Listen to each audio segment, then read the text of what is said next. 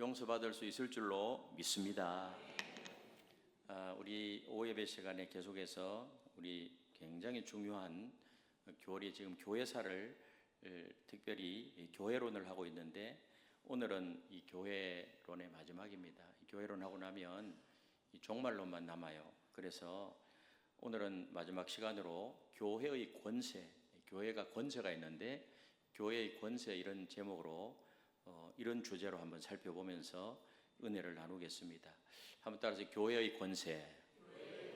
교회의 권세. 교회는 우리 예수께서 자신의 피로 사신 거룩한 기관입니다. 주님으로부터 특별한 권세를 부여받았습니다. 이 권세는 영적인 권세이고 목회적인 성격을 띠고 있습니다. 그래서 교회의 거룩함과 성장, 그리고 세상을 향한 사명 수행을 위해서 이 교회의 권세는 사용되어져야 돼요. 여러분, 교회의 머리는 예수 그리스도입니다. 모든 교회의 권세는 예수 그리스도로부터 나온다는 사실을 믿으시기를 바랍니다.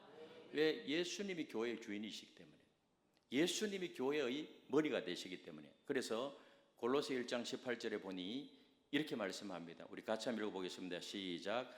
그는 몸인 교회의 머리시라. 그가 근본이시요 죽은 자들 가운데서 먼저 나신 이시니 이는 친히 만물의 으뜸이 되려 하심이요. 그는 몸인 교회의 머리시라. 여러분, 예수 그리스도가 교회의 머리 되심을 믿으십니까? 그래서 오늘 이 말씀은 그리스도가 교회의 머리심을 분명히 선언하고 있습니다. 그렇기 때문에 교회의 모든 권세는 우리 주님으로부터 나오고 주님의 뜻에 따라 행해져야 됩니다. 그래서 오늘 말씀을 통해서 우리는 교회의 권세가 어떤 것이며 어떻게 올바로 사용되어지느냐, 오늘 상세하게 말씀을 살펴보면서 교회의 권세는 바로 이런 것이구나. 우리는 몸이에요. 그리스도의 몸입니다. 그래서 첫 번째로 생각해 볼 것은 예수 그리스도가 교회의 생명과 권세의 원천이라는 것입니다. 우리 같이 읽어보겠습니다. 시작. 그리스도가 교회의 생명과 권세의 원천이다.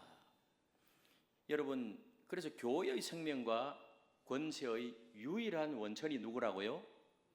예수님이세요. 이것은 단순한 비유가 아니라 영적 실제입니다. 그래서 교회는 영적인 공동체예요. 하나님은 영이시니 예배하는 자가 신령과 진정으로 예배드릴지니라. 그래서 영적이에요. 영성적이에요. 우리 주 예수께서 십자가에 피 흘려 죽으심으로 우리를 죄에서 속량하고 우리 주님이 부활하심으로 말미암아서 교회를 세우셨습니다. 따라서 우리 주님은 교회의 주인이시면서 교회의 설립자예요. 교회를 누가 세우셨다고요? 우리 예수 그리스도가 교회를 세우셨습니다. 그래서 오늘 요한복음 읽은 15장 1절에서 6절 말씀은 이 진리를 우리에게 생생하게 증언해 주고 있습니다. 우리 좀 길지만은 오늘 이 말씀을 다시 한번 잘 뜻을 생각하면서 이 말씀을 한번 읽어보도록 하겠습니다. 시작. 나는 참 포도나무요 내 아버지는 농부라. 물은 내게 붙어 있어 열매를 맺지 아니하는 가지는 아버지께서 그것을 제거해 버리시고 무릇 열매를 맺는 가지는 더 열매를 맺게 하려 하여 그것을 깨끗하게 하시느니라. 너희는 내가 일러준 말로 이미 깨끗하여졌나니 내 안에 거하라. 나도 너희 안에 거하리라. 가지가 포도나무에 붙어 있지 아니하면 스스로 열매를 맺을 수 없음 같이 너희도 내 안에 있지 아니하면 그러하리라. 나는 포도나무요 너희는 가지라. 그가 내 안에 내가 그 안에 거하면 사람이 열매를 많이 맺나니 나를 떠나서는 너희가 아무것도 할 수 없음이라.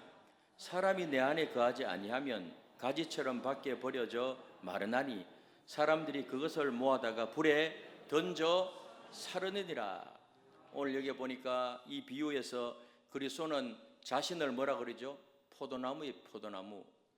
우리는 가지에 비유해요. 가지가 나무에 붙어 있어야 생명을 유지하게 되고 열매를 맺을 수가 있어요. 그렇지 않습니까?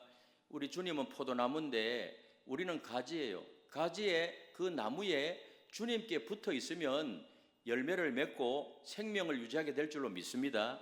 예수 생명에 붙어 있는 것입니다. 여러분, 우리도 그리스도 안에 거할 때만이 영적인 생명을 유지할 수가 있고, 그래서 열매를 맺을 수가 있고, 이런 교회의 모든 권세가 예수 그리스도로부터 나온다는 그런 말씀인 것이죠. 더 나아가서 에베소 1장 22절에서 23절에 보면 바로 이러한 진리에 대해서 더욱더 분명하게 말씀하세요. 우리 같이 한번 읽겠습니다. 시작. 또 만물을 그의 발 아래 복종하게 하시고 그를 만물 위에 교회의 머리로 주셨느니라. 교회는 그의 몸이니 만물 안에서 만물을 충만하게 하시는 이의 충만함이니라. 아멘. 우리 예수 그리스도는 교회의 머리라고 선언하고 있어요. 그리고 교회는 뭐예요? 그의 몸이에요. 그래서 우리는 지체로 그리스도의 몸으로 마치 포도나무와 가지처럼 우리가 몸을 형성하고 있고, 머리는 누구라고요? 예수 그리스도라는 거예요. 그래서 교회가 그리스도의 교회로 남으려면 언제나 뭐예요? 그리스도를 믿는 믿음에 머물러 있어야 돼요. 예수 그리스도를 믿지 않으면 그것은 뭐예요? 몸이 될 수가 없어요. 그리스도 안에 거할 때만이 우리는 그의 생명으로 채워지게 되고 그의 올바른 권세를 행하게 될 줄로 믿습니다. 그 다음 두 번째로는 신령한 권세와 목회사역의 권세예요. 신령한 권세와 목회사역의 권세. 여러분, 교회에 주신 권세는 영적인 권세요, 도덕적인 권세입니다. 이는 세상적인 어떤 물리적인 힘이나 정치적 권력과는 본질적으로 다른 그런 성격을 지녀요. 교회는 뭐라고요? 권세가 영적인 권세요, 도덕적인 권세. 세상의 권세는 뭐예요? 그 물리적인 힘이 거기는 가해지잖아요. 그래서 교회의 권세는 사람의 인격과 영혼에 관련된 것이기 때문에 주로 어때요? 교회는 권면과 설득의 방식으로 그 교회의 권세가 행사되는 것입니다. 여러분, 여기 교회 죄를 지어 잘못한다, 우리가 감옥에 넣을 수 있나요? 벌금을 먹일 수 있나요? 예? 몇 년 동안 감옥에 쳐놓고 이런 거는 그건 세상의 권세라는 것입니다. 우리가 교회에서 행하는 구제 사역을 생각해 보면은요, 우리 집사님들이 행하는 구제는요, 단순히 물질적으로 도움을 주는 것으로 그치지 않습니다. 이는 그리스도인의 영적인 삶을 돕고 하나님의 사랑을 실천적으로 보여주는 구제 하나를 해도 거기는 뭔가 하면은 그것은 영적인 사역이에요. 세상 사람들도 구제해요. 그러나 교회의 구제는요, 그리스도의 이름으로 하는 거예요. 여기는 영적인 그런 권세가 있는 것입니다. 사도행전 6장에 우리는 초대교회가 그 과부들을 돌보기 위해서 우리 집사님들을 세우는 것을 볼 수가 있어요. 이는 물질적 필요를 채우는 동시에 영적인 돌봄을 제공하는 그런 총체적 사역이었어요. 그래서 도와주고 영적으로 돌보고, 그래서 교회에서 이루어지는 모든 권세의 사용은 목회 사역적 성격을 띠고 있고요, 이는 그런 시민 정부의 권세와 행사와는 전혀 다른 것입니다. 그래서 교회와 국가는요, 이렇게 구분되는 것입니다. 예를 들어 가지고 교회 안에서 범죄가 일어났을 때 교회의 권세는 그 사람을 법적으로 처벌하는 것이 아니라 회개하고 돌이키도록 권면하고 도와주는 것이 뭔가 하면 교회의 권세라는 사실을 믿으시기를 바랍니다. 처벌은 어디서 하죠? 정부에서 하는 거예요. 정부에서. 헌법, 형법이 있고 또 뭐가 있죠? 민법이 있잖아요. 교회의 권사 행사는 언제나 하나님의 말씀에 합치해야 되고 그것은 예수 그리스도의 이름으로 행해야 되고, 그래서 에베소 4장 15절에서 16절에 보면 이렇게 말씀합니다. 우리 같이 한번 읽어보겠습니다. 시작. 오직 사랑 안에서 참된 것을 하여 범사에 그에게까지 자랄지라. 그는 머리니 곧 그리스도라. 그에게서 온 몸이 각 마디를 통하여 도움을 받음으로 연결되고 결합되어 각 지체의 분량대로 역사하여 그 몸을 자라게 하며 사랑 안에서 스스로 세우느니라. 여기 뭐라 그러죠? 사랑 안에서 스스로 세운대요. 그래서 이 말씀은 교회의 모든 활동이 사랑 안에서 이루어져야 된다는 거예요. God is love. 하나님은 사랑이에요. 하나님의 사랑 때문에 오늘 저와 여러분들이 구원받았음을 믿으시기를 바랍니다. 그래서 교회 모든 활동은 사랑으로 이루어져야 되고 그 목적은 예수 그리스도의 몸인 교회를 세우는 것임을 강조하고 있는 것입니다. 그래서 올해 주제가 뭐죠? 올해 주제 성령 안에서 평안하여 든든히 서가는 교회잖아요. 이게 말씀에 나와 있어요. 그래서 교회 권세가 사용될 때 성령 안에서 평안하게 해서 교회가 든든하게 세워가야 돼요. 여러분 가정도 마찬가지예요. 그 다음 세 번째로 교회의 권세들이 있어요. 교회의 권세들. 교회는 어떤 권세들이 있을까? 먼저 교리를 공식화하는 권세가 있어요. 교리를 공식화하는 권세. 그래서 교회는 성경의 가르침에 근거해서 이런 믿음의 도리를 확립하고 교리를 공식화할 권세가 있습니다. 이런 교회가 그리스도의 교회로 존립하기 위해서 필수적이에요. 이 교회가 교리를 공식화하는 권세. 그래서 역사 속에서 교리를 공식화했잖아요. 교리는 교회의 서고 넘어짐의 조항이에요. 예를 들어 가지고 중요한 우리의 교리가 어떤 것이 있죠? 삼위일체 교리, 예수 그리스도의 인성과 신성에 관련된 교리, 구원론이 있고 교회론, 이런 것이 전부 다 종말론, 다 여기 해당되는 것입니다. 이러한 교리들은 전부 성경에서 나와요. 성경에서. 성경에 근거해서 공식화되어야 된다는 거예요. 여러분, 우리는 대한예수교 장로회 합동측은 개혁주의라 그랬죠. 개혁주의. 그래서 이 개혁주의는요, 개혁주의의 특징이 뭔지 아세요? 개혁주의는 동성애 인정하지 않아요. 동성애. 그 다음 또 이 종교다원주의 인정하지 않아요. WCC 인정하지 않아요. 그래서 하나님의 절대 주권, 절대 성경, 성경 66권은 유기적 영감, 축자 영감으로 기록된 처음부터 끝까지 하나님의 말씀임을 확실히 믿는 것이 바로 개혁주의라는 사실을 믿으시기를 바랍니다. 그래서 지금 요즘 보니까 이 많이 이렇게 영적으로 혼합되어 있어가지고 우리 대한예수교 장로회 총회에서 올해 신학 정체성 선언문 및 해설이 나왔어요. 띄웠네요. 제가 찍어가지고 내려오면서 보냈는데, 그래서 여기 얇아요. 여기 보니까 12가지 항목 신학 정체성 선언문 해설, 제가 읽어보니까요 짤막짤막해요. 하나님 누구고 있는데 아주 짧지만 우리의 신학, 개혁주의 신학을 우리가 따라야 할 그 신앙의 정체성을 확실하게 해놓은 거예요. 그래서 우리 헌법의 뒤에 보면 헌법에도요 뒤에 우리의 정체성을 분명히 밝히는 신학 정체성 그 선언문 해설을 해놓았어요. 지금 세계 교회 교류 협력위원회에서 이번에 그 PCA 총회나 그 WPC 총회에 갔을 때 헌법을 가져갔어요. 헌법을 가져가서 미국 총회도 마찬가지고 거기 가서 우리 신학의 정체성을 이 헌법 뒤에 부록으로 치렀습니다 하고 그 선물 줘서 그것을 그래가지고 우리 대한예수교 장로회 총회도 있지만은 세계에는 여러 교단이 있어요. 그러나 이 장로교 교단하고 우리가 교류하거든요. 장로교 교단이지만은 신학 정체성이 우리하고 똑같은 데는 동반자 그룹이라고 해요. 다음에 동반자 그룹. 동반자 그룹은 형제 교단이에요.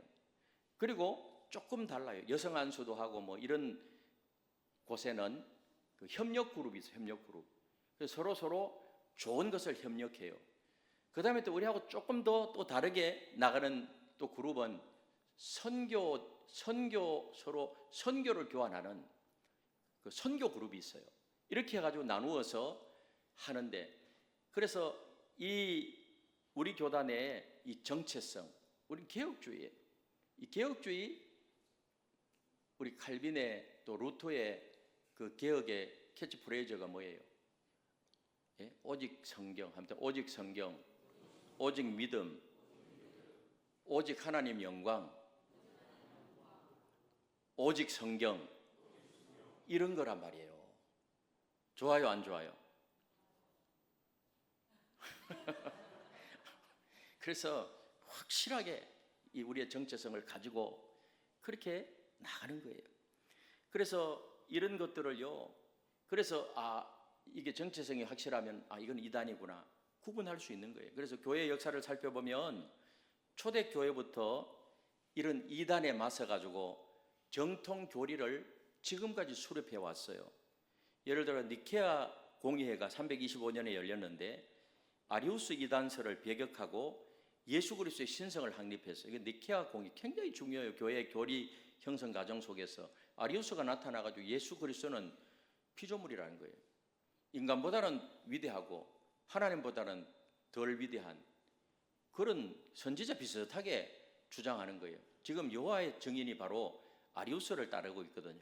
그래서 니케아 공의에서 수많은 목사님과 신학자들이 모여가지고 거기서 이단과 정통을 이렇게 나눈 거죠. 그 다음 칼케톤 공의회가 있어요. 칼케톤 공의 451년에 했는데 예수 그리스도의 신성과 인성에 관한 교리를 확립했습니다. 예수님은 100% 하나님이고 100% 인간이거든요.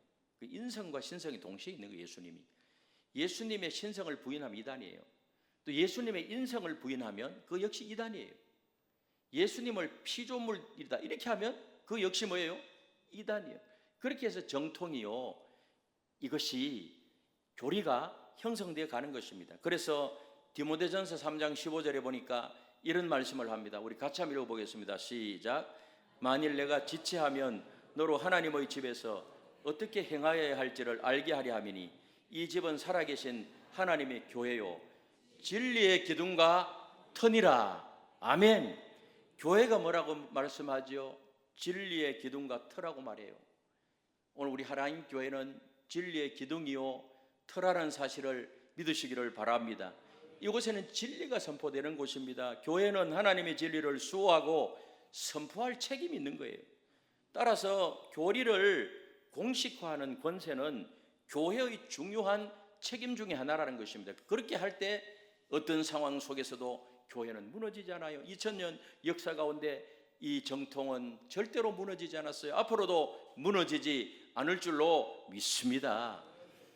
그 다음에 교회의 권세가 어떤 것이 있습니까? 예배 모범을 작성하는 권세가 있어요. 예배 모범을 작성하는 권세.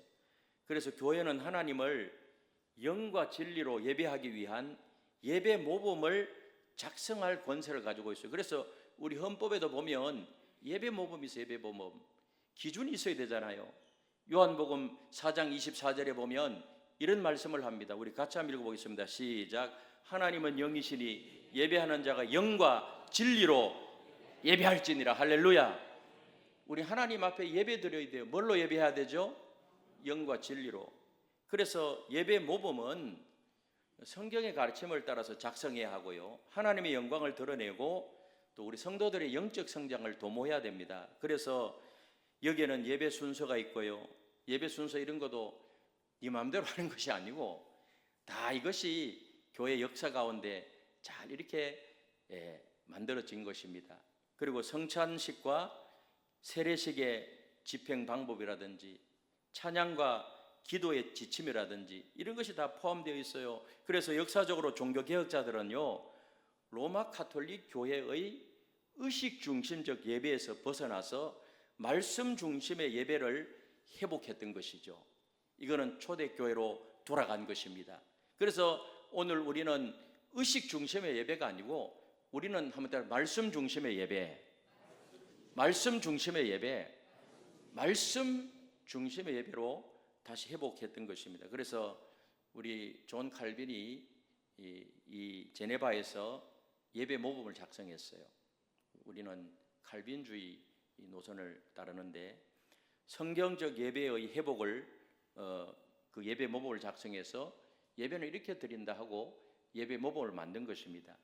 물론 이 예배 모범은 문화와 시대에 따라서 이렇게 좀 일부 변경될 수 있지만은 그 핵심은 뭐예요? 항상 하나님을 영화롭게 하고 또 성도들을 영적으로 세우는 것이어야 해요. 우리가 예배 모범에 들어갈 예배 순서에 들어갈 것이 찬송이 들어가고요, 기도가 들어가고 헌금 순서가 들어가고 그리고 또 찬송이 들어가고 말씀이 들어가고 이런 기본은 이렇게 예배 모범을 따라서 들어가야 돼요. 그리고 하나님의 말씀을 전할 때도 하나님의 말씀을 올바로 전하기 위해서 설교자는 늘 애를 써야 되는 것입니다. 여기에 말씀 듣기 위해서 이 시간 이 자리에 오셨잖아요. 하나님은 말씀을 통해서 오늘 나에게 필요한 말씀을 주시는 거예요. 믿으십니까? 그래서 말씀을 들을 때 오늘 하나님이 이 말씀 왜 나에게 주시는가? 나에게 주시는 말씀으로 아멘 아멘 하면서 이 말씀을 받아야 될 줄로 믿습니다. 그러나 그 기본 틀 안에서 그 시대의 문화와 상황에 따라서 달라질 수 있다는 거예요. 뭐가 달라지느냐? 찬송을 보통 두 곡 하죠. 예배 시간에. 네 곡 해도 상관없어요. 네 곡 해도. 아시겠습니까? 지금 어떤 교회는 뭐 찬송을 연거푸 세 곡 부른 후에 하고 또 복음 성가도 좀 넣으면서 이렇게 찬송을 해요. 그리고 예배는 꼭 1시간에 맞춰야 된다 하는 것은 그거는 사실은 예배 모범에는 없어요. 하도 현대인이 바쁘니까요. 1시간 하다가 1시간에서 5분만 지나가도 막 이러고 있잖아요. 그죠? 10분만 지나가면 막 이렇게 하잖아요. 저는 어쨌든 1시간 안에 마치기 위해서 애를 써요. 제가 거의 1시간에 마치죠? 맞잖아요. 10분 이상 지나가지 않잖아요. 그죠? 그래서 그러나 지나가도 그게 예배 모범에 위반되는 것은 아니라는 이야기입니다. 어쨌든 항상 뭐예요? 그 핵심은 항상 하나님을 영화롭게 하고 성도들을 영적으로 세우는 그런 예배 모범, 교회 권세 중에 하나예요. 그래서 골로새 3장 16절에 보니까 이렇게 말씀합니다. 같이 읽겠습니다. 시작. 그리스도의 말씀이 너희 속에 풍성히 가하여 모든 지혜로 피차 가르치며 권면하고 시와 찬송과 신령한 노래를 부르며 감사하는 마음으로 하나님을 찬양하고. 아멘. 그래서 예배가 참 소중해. 예배. 우리 예배 시간 이거요. 예배 모범을 작성하는 권세가 있어서 그 예배 모범에 따라서 사실은 이 예배가 지금 이렇게 드려지고 있는데 이 예배 시간 여기 하나님께서 임재하신다니까요. 하나님은 예배하는 자를 찾으신다 그랬잖아요. 여기서 은혜 받고 능력 받고 때로는 치유도 일어나고. 아멘. 우리 하나님 앞에 영광 돌리니까 하나님께서 기뻐하시고 이 예배 한 시간을 소중하게 여겨야 돼요. 여러분 옆에 있는 분들 한번 인사합시다. 예배를 소중히 여깁시다. 아멘이십니까? 예배 드리는 것이 기뻐야 돼요. 예배 드리는 것이 즐거워야 돼요. 예배 드리는 것이 좋아야 돼요. 예배 드릴 때 은혜 받을 줄로 믿습니다. 예배가 시들시들해 버리면 신앙이요 완전히 다운돼 버려요. 그렇게 돼 있다니까요. 그 다음 세 번째로는요, 권징하고 출교하는 권세가 교회에 있어요. 권징하고 출교하는 권세.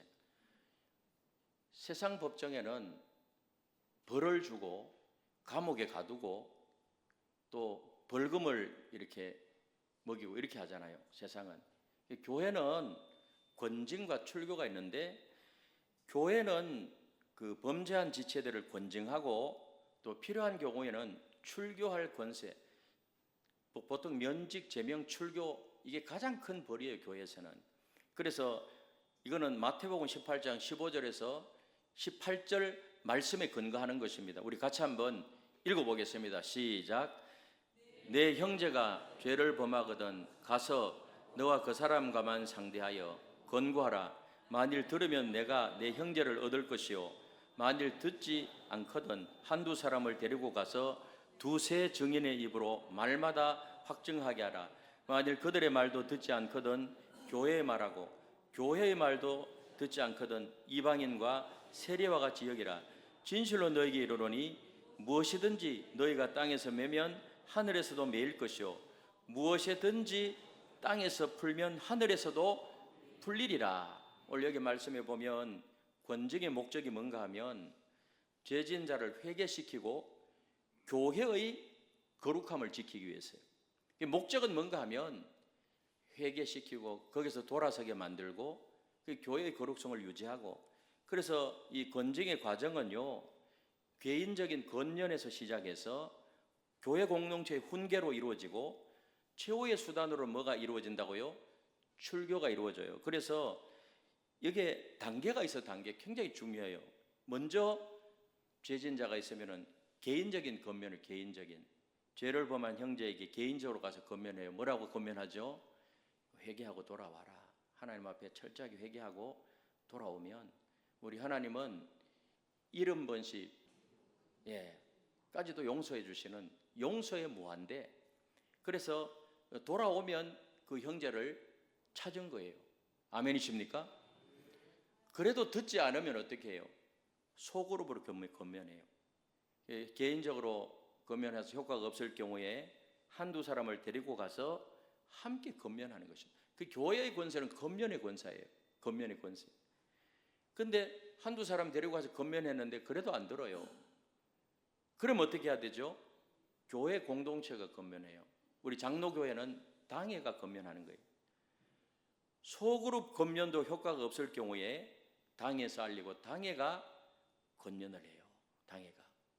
그런데 그 순서가 있어요. 개인이 먼저, 공동체 먼저, 그 다음에 당회.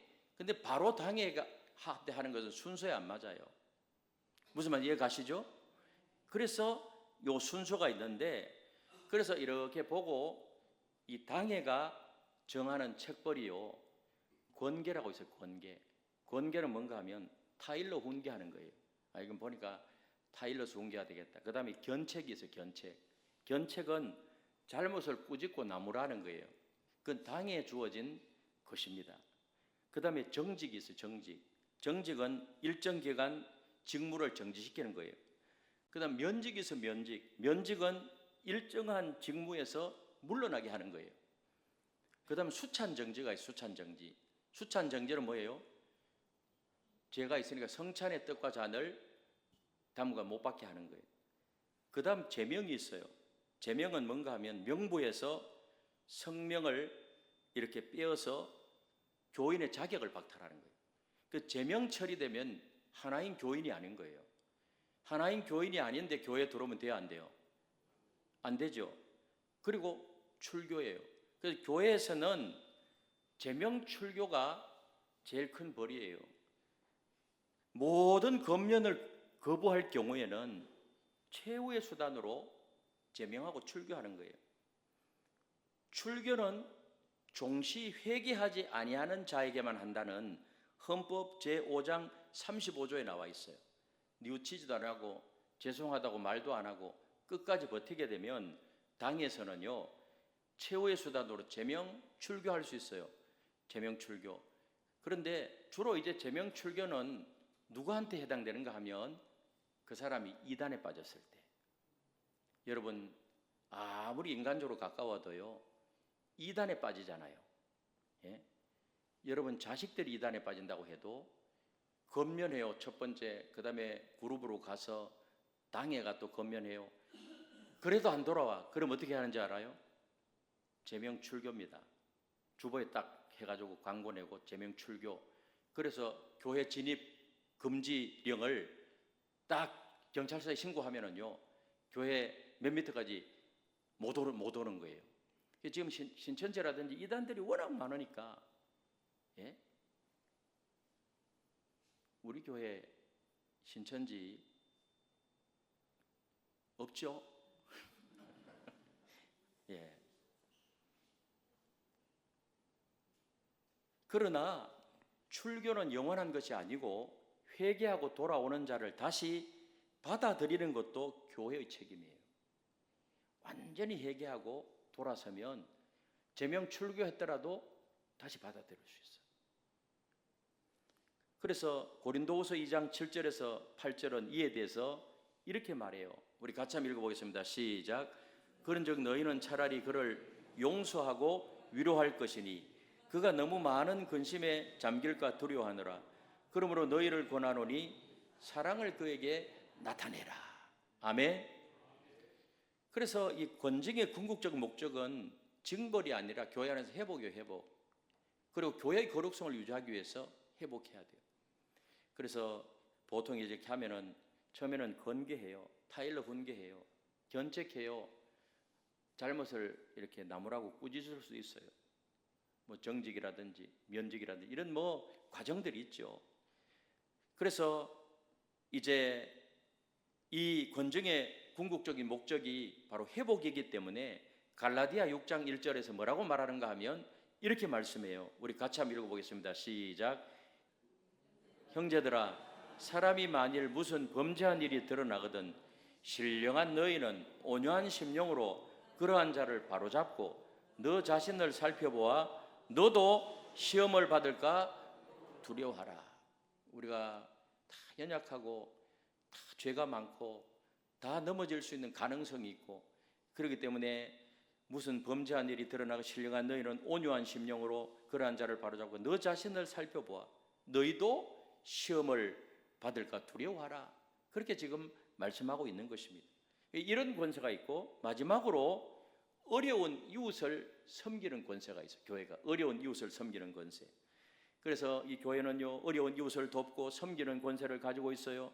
이거는 초대교회로부터 이어온 전통이고 예수 그리스도를, 그 사랑을 실천하는 방법입니다. 뭐가? 어려운 이웃을 섬기는 권세. 그래서 사도행전 6장 1절에서 7절에 보면 초대교회가요, 과부들을 돌보기 위해서 그래서 집사님, 안수 집사님들을 세운 것입니다.